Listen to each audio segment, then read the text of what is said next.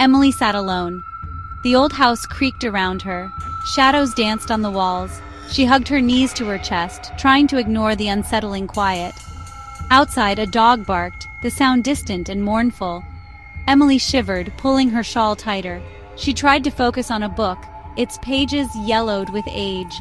The words swam before her eyes.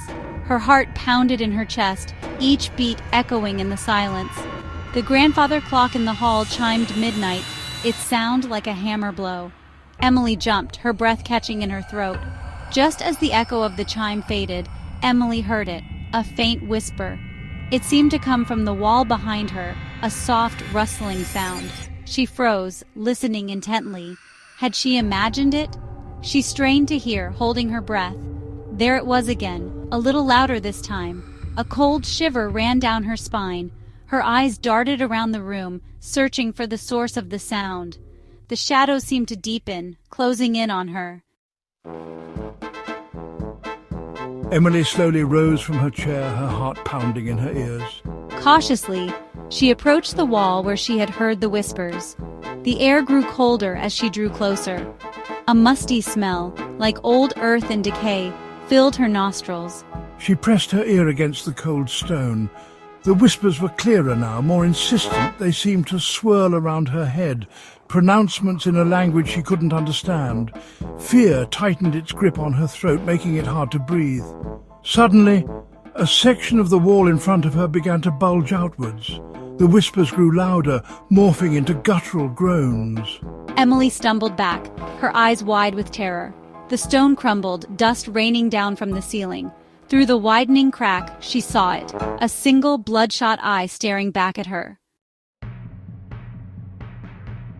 A gasp escaped Emily's lips, but she couldn't tear her gaze away.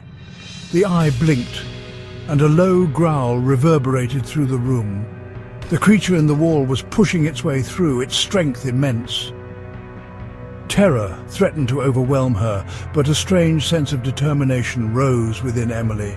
She refused to be a victim, cowering in fear. She would face whatever evil lurked behind the wall, even if it was the last thing she did. As the creature squeezed through the widening gap, its form became clearer. Its skin was pale and slimy, stretched taut over a skeletal frame. Claws, sharp as knives, scraped against the stone. The stench of decay intensified, making her eyes water. With a final heave, the creature broke free from the wall, landing heavily on the floor. It turned towards Emily, its bloodshot eye burning with malice. It opened its mouth, revealing rows of razor-sharp teeth. But just as it lunged, the world dissolved around Emily. She found herself sitting upright in a sterile white room, bathed in bright light. Doctors and nurses surrounded her, their faces a mixture of relief and concern. It's all right, Emily. You're safe now. The hallucinations are a side effect of the medication. You were having a bad dream.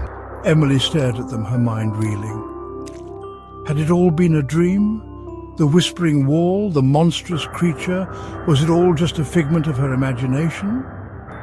But as they led her away, she glanced back at the wall. There, etched into the pristine white paint, was a single, bloodshot eye staring back at her. And in that instant, she knew the terrifying truth. The nightmare was far from over.